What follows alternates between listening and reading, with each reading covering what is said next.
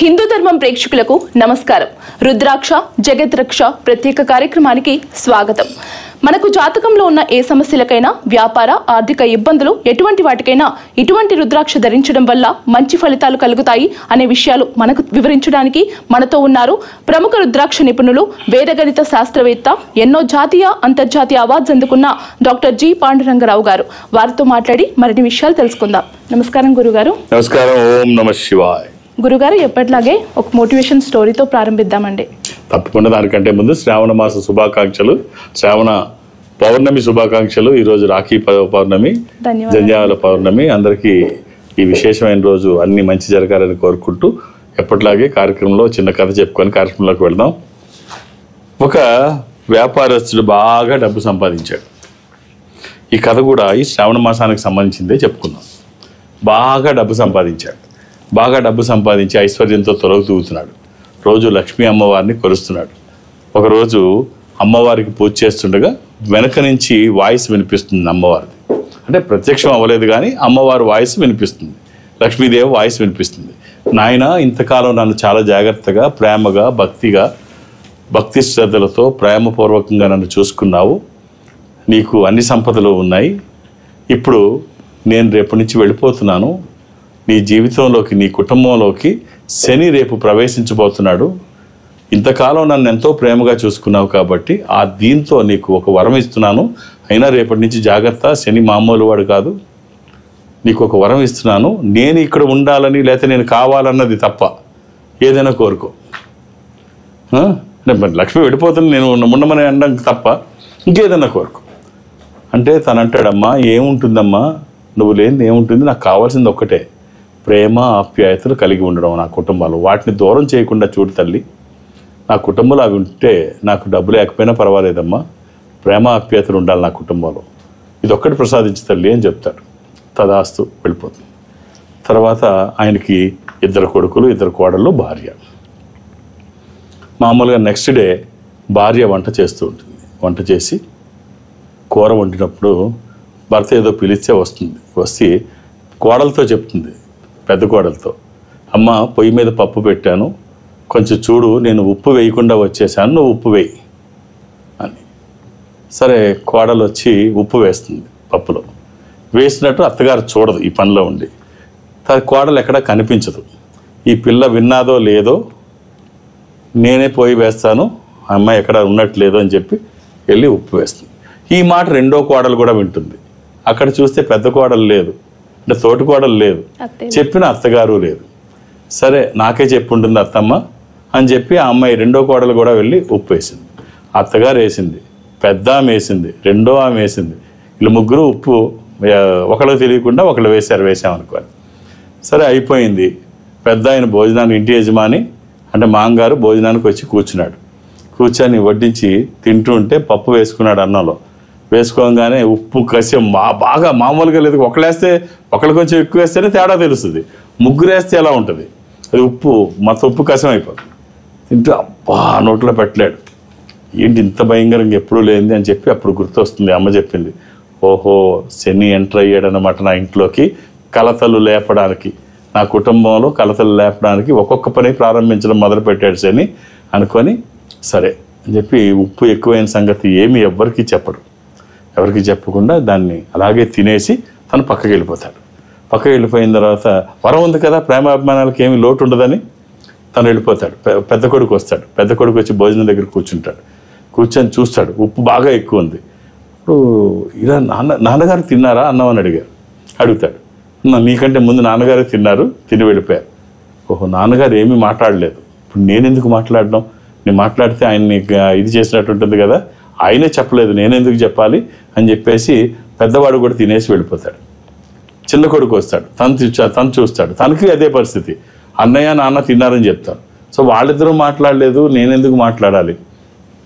పెద్ద కోడలు వస్తుంది, తన పరిస్థితి అదే, వీళ్ళందరూ తిన్నారు, చిన్న కోడలు వస్తుంది, ఇంటి అందరూ తిన్నారు, నాకు అత్తగారు వస్తుంది ఆఖరు, నాకు అందరూ తిన్నారు, ఎవరు కంప్లైంట్ లేదు, నేనెందుకు, వండింది నేనే కదా, నేను నోరు మూసుకొని కూర్చోదు. సో ఇదంతా అయిపోతుంది. అయిపోయిన తర్వాత మళ్ళీ పూజా మందిర్లోకి వెళ్తాడు. పూజ నెక్స్ట్ డే వెళ్ళిన తర్వాత లోపల నుంచి మళ్ళీ ఒక వాయిస్, మెయిల్ వాయిస్ వినిపిస్తుంది. ఏమయ్యా నేను ఉండట్లేదు మీ ఇంటికి, నేను మీ ఇంట్లో నేను ఉండట్లేదు, వెళ్ళిపోతున్నాను అంటాడు. ఎవరు స్వామి నువ్వు అంటే, నేనే శని, మీ ఇంట్లో ఉండట్లా, వెళ్ళిపోతున్నా.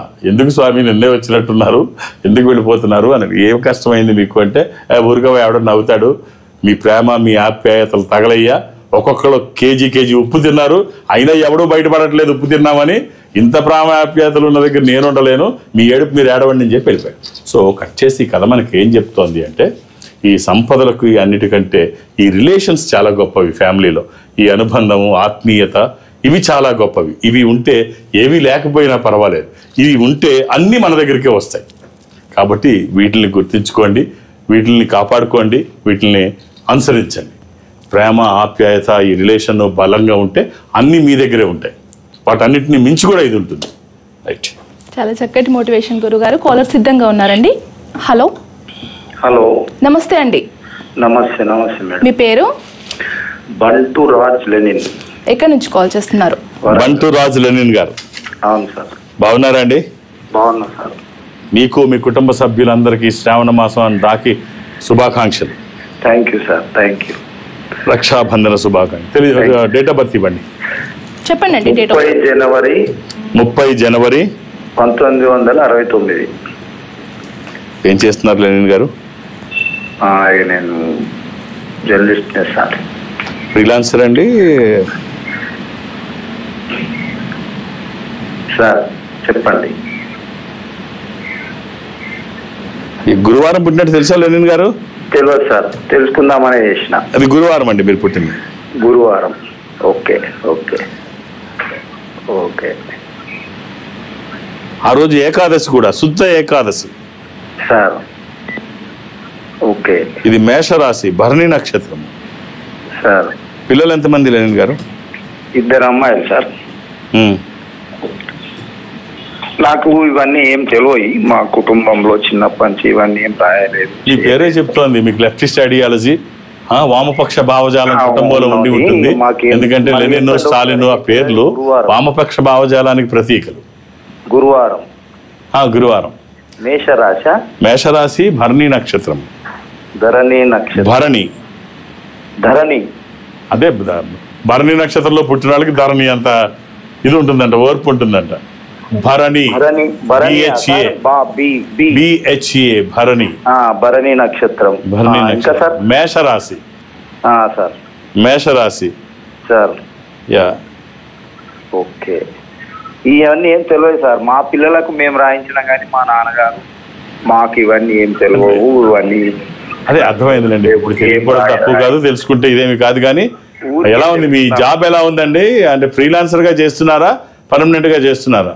పర్మనెంటే సార్. అయితే పాప, పెద్ద పాప సాఫ్ట్వేర్ ఇంజనీర్, చిన్న పాప మెడిసిన్ అయిపోయింది.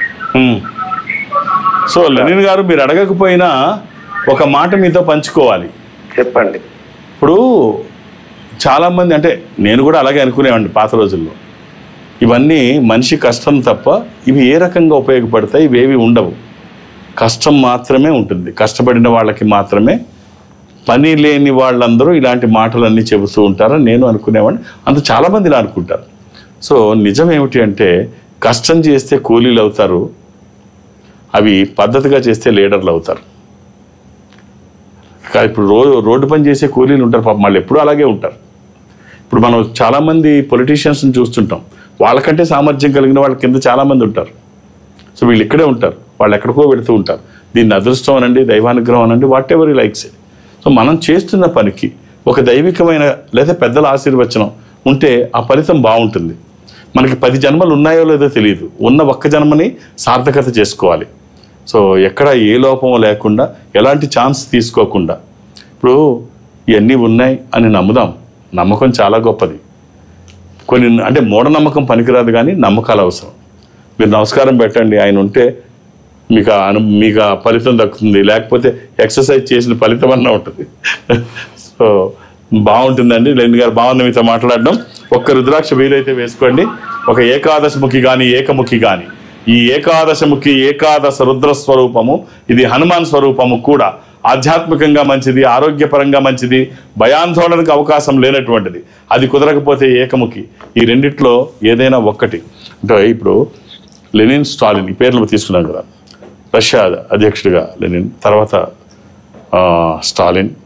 వీడు అంటే ఎలా ఉండేదంటే, సరే లెనిన్ ఎలా చనిపోయారు, ఎలా చంపబడ్డారు పక్కన పెడితే, ఎలా ఆయన మరణం ఎలా జరిగింది పక్కన పెడితే, స్టాలిన్ తర్వాత అంటే ఎంత బలంగా ఉండేవారంటే ఒక్కొక్కళ్ళు. స్టాలిన్ గొప్పతనం ఏంటంటే ధైర్యానికి ప్రతిరూపం. ఆయన ధైర్యం గురించి చెప్పాలంటే ఆయన ఎంత బలంగా ఉండేవాడు అని చెప్పడానికి ఒక చిన్న సంఘటన. ఆయన్ని టెస్ట్ చేసేటప్పుడు ఏం చేశారు, ఒక మాక్ డ్రిల్ అంటే ఆయన టెస్ట్ చేయడానికి ఒక విస్ఫోటం ఏర్పాటు చేశారు, ఒక బాంబుని. ఆయన ఎప్పుడు చేశారు, అది కాఫీ తాగుతున్నప్పుడు, స్టాలిన్ కాఫీ తాగుతున్నప్పుడు ఆ కప్పు లిప్పుకి టచ్ అయ్యేటప్పుడు, ఈ కాఫీ కప్పు లిప్పుకి టచ్ అయ్యేటప్పుడు ఆ విస్ఫోటం బాంబు పేలుతుంది అనమాట.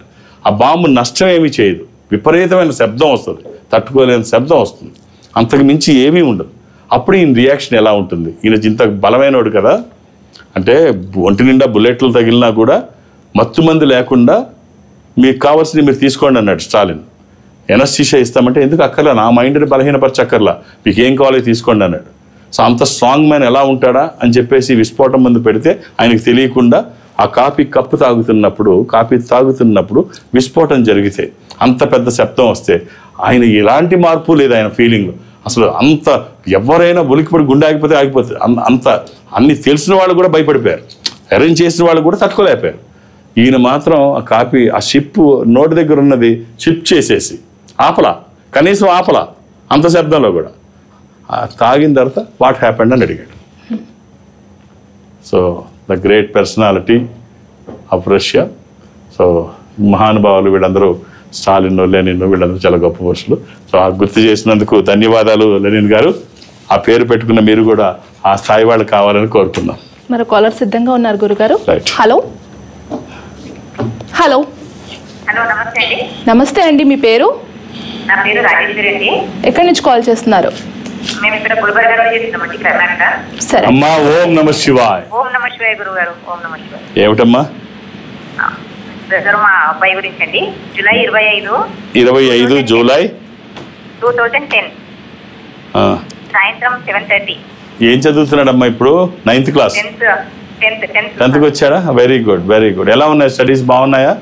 స్టడీ బాగానే చేస్తున్నారు గురుగారు, కానీ కొంచెం చదివి తక్కువనే, కానీ మార్కులు అయితే బాగానే వస్తాయి, కానీ ఎంత చదవడం ఎక్కువ ఏమి. ఎంతమంది పిల్లలమ్మా మీకు? ఇద్దరు గురుగారు. ఇంకొకళ్ళు ఎవరు? అమ్మాయి. ఆ అమ్మాయి ఎలా ఉంటుంది చదువులు? అమ్మాయి చాలా ఫాస్ట్ ఉంది, బాగా చదువుతుంది గురుగారు. మీరు ఎక్కడి నుంచి మాట్లాడుతున్నారు? గుల్బర్గా, కర్ణాటక? గుల్బర్గా, కర్ణాటక. అమ్మా, అబ్బాయి బాగా చదువుతున్నాడు అంటారు, అదే మార్కులు బాగా వస్తున్నాయి అంటారు, బాగా చదవట్లేదు అంటారు, మార్కులు బాగా తెచ్చుకుంటున్నాడు. తీసుకుంటాడు గురుగారు, కానీ ఇంట్లో అసలు చదవడు, మొండితనం ఎక్కువ. మార్కులు అయితే బాగా అయినా చదవకుండా ఎందుకు వస్తాయమ్మా? చదవకుండా ఎందుకు వస్తాయి మార్కులు? ఊరికే ఎందుకు వస్తాయి? వాళ్ళు ఎందుకు వేస్తారు? కాదు ఒక్క మాట వినండి. కొంతమంది పిల్లలందరూ ఒకే రకంగా వాళ్ళ భావ వ్యక్తీకరణ ఉండదు. ఒక్కొక్కరు చాలా తక్కువ మాట్లాడతారు, బట్ వాళ్ళు చేసే పనులు చాలా ఎక్కువ చేస్తారు.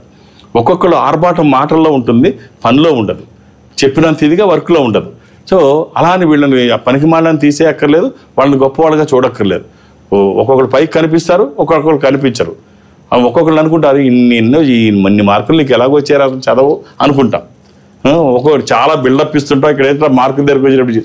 సో నేను చెప్పేది ఒక్కటే, చిన్న అమ్మాయి చాలా బాగా చదువుతుంది, చాలా వేగంగా ఉంది. మీ ఇద్దరు పిల్లలు మీకు 2 కళ్ళు. సో ఎవరిని మీరు కించపరిచే విధంగా కానీ, ఇంకొకరిని ప్రోత్సహించే విధంగా కానీ ఇలా మాట్లాడడం కరెక్ట్ కాదు. ఇద్దరు ఒకటే. ఒక్కొక్కరు బయటకు కనిపిస్తారు, ఒక్కొక్కరు కనిపించరు. ఈ వ్యత్యాసం మీరు వాళ్ళ మీద ప్రేమతోనే చూపిస్తున్నారు, కానీ ఇది రాంగ్ మెసేజ్ పెడుతుంది వాళ్ళకి. ఏదన్నా పిల్లలకి కష్టం వస్తే మీకు చెప్పుకునేటట్టు ఉండాలి, మీరు వాళ్ళలో లోపాలు ఎత్తి చూపించేటట్టు ఉండకూడదు. ఇప్పుడు కప్పని అడిగిందంట, కప్ప ఏంటి ఇప్పుడు ఏం మాట్లాడలేదు, ఏ కష్టం వచ్చినా రామా అనేదాన్ని కదా, ఇప్పుడు మాట్లాడలేదేమిటి?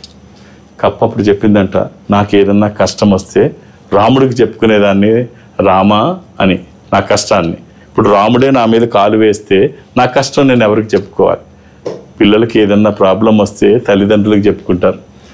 తల్లిదండ్రులే వాళ్ళని టార్గెట్ చేస్తే కష్టం. ప్రేమతోనే, వాళ్ళని ఇబ్బంది పెట్టాలని కాదు, ప్రేమతోనే. సో పేరెంటింగ్ అన్నది చాలా గొప్ప విషయం. పిల్లవాడు సపోజ్ తల దువ్వుకుంటే ఆ క్రాఫ్ మీకు నచ్చకపోతే నచ్చలేదని చెప్పకుండా ఇంకొకటి నాన్న ఇలా అయితే బాగుంటుందేమో, ఇది చాలా బాగుంటుంది, నువ్వు చచ్చేదాకా నీతో తోడుంటాను అన్న పదం కంటే నేను బతికినంతకాలం నీతో ఉంటాను, ఇది చాలా బాగుంటుంది. అంటే ఒక్క మాటలో చిన్న మార్పులు, మనం చిన్న చిన్న మాటల మార్పులతో అద్భుతాలు చేయవచ్చు. కాబట్టి పిల్లలతో ప్రేమతో అలాగే ఆప్యాయంగా పిల్లలు ఏం కోరుకుంటారు? ఎప్రిషియేషన్, వాళ్ళని అభినందించడం కోరుకుంటారు. వాళ్ళు ఏదన్నా మంచి పని చేసినప్పుడు మీరు భుజం తడితే మంచి పని చేసుకొని మళ్ళీ మీ దగ్గరికి వచ్చి వాళ్ళ భుజం మీకు అందిస్తారు తట్టమని. సో వాళ్ళకి కావాల్సింది ఎప్రిషియేషన్. అలా చూడండి అమ్మ, పేరెంటింగ్ చాలా ముఖ్యం. మీ అబ్బాయికి ఒక అష్టమికి రుద్రాక్ష, ఇది గణపతి స్వరూపము. విఘ్నాలు లేకుండా ముందుకు వెళ్ళడానికి, నిర్విఘ్నంగా అన్ని పనులు చేసుకోవడానికి, కెరీర్ కోసము, ఎడ్యుకేషన్ కోసము, ఇది వాక్కుకి సంబంధించి, నాలెడ్జ్కి సంబంధించి మీ ఆశీర్వచనము, వాళ్ళ ప్రయత్నము, ఈశ్వరానుగ్రహము అన్నీ మంచిగా జరుగుతాయి. శుభం. అందులో ఈ శ్రావణ మాసం రుద్రాక్ష ధారణ ఒక అవకాశం. ఇది పూర్వజన్మ సుకృతము. ఇది ఈశ్వరుడికి సంబంధించిన మాసం. ఇది ఐశ్వర్యానికి సంబంధించిన మాసం. ఈశ్వరుడు ఐశ్వర్యాధిపతి, గ్రహాలకి అధిపతి. సో కాబట్టి ఇప్పుడు రుద్రాక్ష ధారణ చేస్తే అది ద్విగుణీకృతం అవుతుంది, దశింతల ఫలితం వస్తుంది అంటారు. అందులో ఇవాళ పౌర్ణమి రోజు మాట్లాడుకుంటున్నాం. సో అన్నీ మంచిగా జరుగుతాయమ్మా. శుభం. ఓం నమః శివాయ. మరో కాల్ తీసుకుందాం గురుగారు. Right. హలో, మేడం నమస్తే అండి, మీ పేరు? నా పేరు తాళపల్లి సత్య అండి. ఎక్కడి నుంచి కాల్ చేస్తారు? సత్య గారు నమస్కారం గురుగారు. ఓం నమః శివాయ.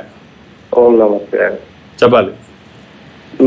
గురుగారు, మా పాపకు సంబంధాలు వస్తున్నాయి గురుగారు. 3-4 సంబంధాలు వచ్చినాయి, మరిపోతున్నాయి.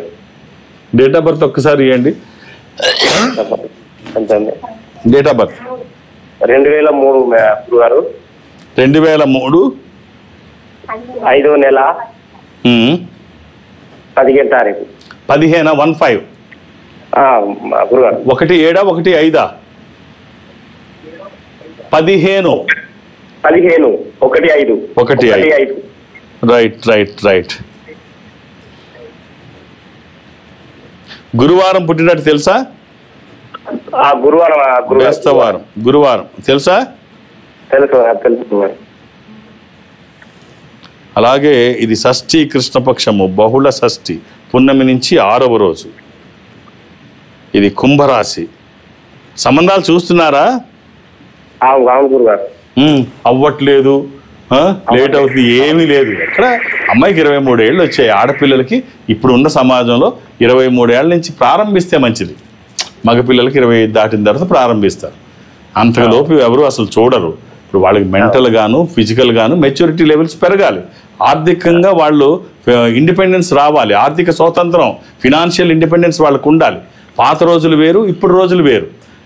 పూర్వం రోజులైతే ఆడపిల్లకి చదువులు ఎందుకు, ఆడపిల్లకి చదువులు ఎందుకు, ఉద్యోగాలు చేయాలా, ఊళ్ళేడాలా అనేవారు. వంటగదిలో వంట తెలిస్తే చాలు, మొగుడికి ఉత్తరం రాస్తే చాలు. ఇవాళ అలా కాదు. ఒకళ్ళు సంపాదిస్తే సరిపోదు, ఇద్దరూ సంపాదించాలి. ఇద్దరి సంపాదన ఒక సంపాదన అయితే కుదరదు. మల్టిపుల్ ఇన్కమ్ సోర్సెస్ ఉండాలి. 2 అంటే యాక్టివ్ ఇన్కమ్, ప్యాసివ్ ఇన్కమ్ రెండూ అవసరం. సో అలాంటి పరిస్థితుల్లో ఇప్పుడు చాలా తొందరగా వివాహం చేసేస్తే వాళ్ళకి ఏమీ తెలియదు. వాళ్ళ గురించి వాళ్ళు తెలుసుకోవాలి. ఫిజికల్గా మెంటల్గా మెచ్యూరిటీ లెవెల్స్ పెరగాలి. ఆర్థిక స్వాతంత్రం వాళ్ళకి కావాలి. ముందు ఏమైనా అమ్మాయి ఏదైనా ఉద్యోగం చేస్తోందండి? లేదు గురుగారు. డిగ్రీ కంప్లీట్ చేసిన గురుగారు. ఏదో ఒకటి అంటే వాళ్ళు ఎంతో కొంత సంపాదిస్తే, ఎంతో కొంత వాళ్ళ డబ్బులు వాళ్ళు సంపాదించుకుంటే, 100 రూపాయలు కావాల్సి వచ్చినా రేపు అత్తగారినో మొగుడినో డబ్బులు అడిగితే ఇవ్వరని కాదు. ఎప్పుడైతే మన చెయ్యి కింద ఉంటుందో మనం స్వాతంత్రాన్ని కోల్పోతాం, డిపెండెన్సీ స్టార్ట్ అవుతుంది. అదే తండ్రిని అడిగితే ఇబ్బంది లేదు. కానీ అమ్మని అడిగినా నాన్నని అడిగినా ఏమవుతుంది, పెళ్లి చేసి పంపించిన తర్వాత కూడా ప్రతి 100 రూపాయలకు కూడా మా మీద ఆధారపడుతున్నారు. సో ఇది అసలు ఏమాత్రం బాగోదు. అదే వాళ్ళ డబ్బులు వాళ్ళు సంపాదించుకుంటే ఆ ఫీల్ వేరుగా ఉంటుంది. సో ఆ కాన్ఫిడెన్స్ లెవెల్స్ ఎక్కువ ఉంటుంది, భావ వ్యక్తీకరణకు అవకాశం ఉంటుంది, ఇండిపెండెన్స్ థింకింగ్ ఉంటుంది. సో నేను సంపాదిస్తున్నాను, ఎందుకు బానిసగా బతకాలి, అన్నిటికీ నేను ఎందుకు అలా ఉండాలి అని ఆ స్థాయి మెంటాలిటీ, మెచ్యూరిటీ లెవెల్స్ మెంటల్గా పెరుగుతాయి. కాబట్టి ఏదో ఉద్యోగం చేయించండి. అమ్మాయికి ఒక రుద్రాక్ష. ఇప్పుడు చూడండి, సంబంధం లేట్ ఏం అవ్వలేదు కదా, ఇప్పుడు ప్రారంభంలోనే ఉంది.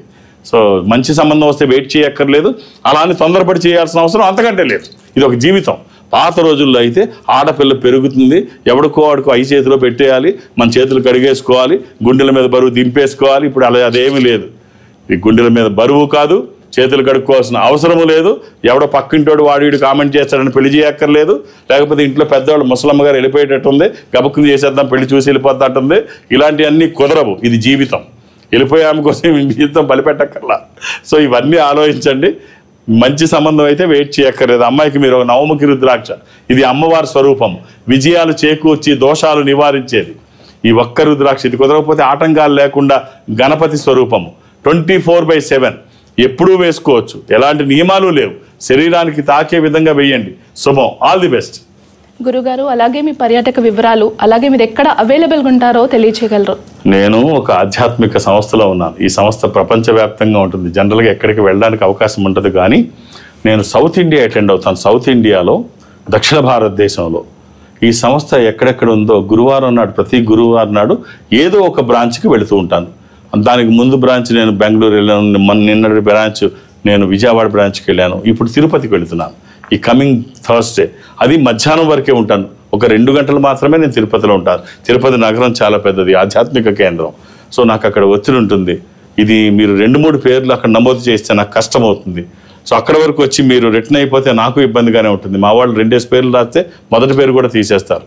సో మీరు అర్థం చేసుకొని సహకరించండి. ఇది ఏమి ఎమర్జెన్సీ కాదు. మళ్ళీ నేను వచ్చినప్పుడు మళ్ళీ మీరు కలవచ్చు. సో వాళ్ళకి సహకరించండి. ఒక్కొక్క పేరు మాత్రమే నమోదు చేయించండి. ఇక హైదరాబాద్లో నన్ను కలవడానికి నేను ఎవరికి అపాయింట్మెంట్స్ ఇవ్వను, ఏ రికమెండేషన్స్ తీసుకోను. నన్ను కలవడానికి ఇవేమీ అక్కర్లేదు. నేను ఉన్నప్పుడు వస్తే చూసేస్తాను. నేను అన్ని రోజులు శని ఆదివారాలతో కలిపి అన్ని రోజులు హైదరాబాద్కే పరిమితం, ఒక గురువారం మినహా. సో అలాగే దూర ప్రాంతాల నుంచి కూడా ఇక్కడి వరకు రావక్కర్లేదు. ఈ సంస్థ ప్రపంచవ్యాప్తంగా ఉంటుంది.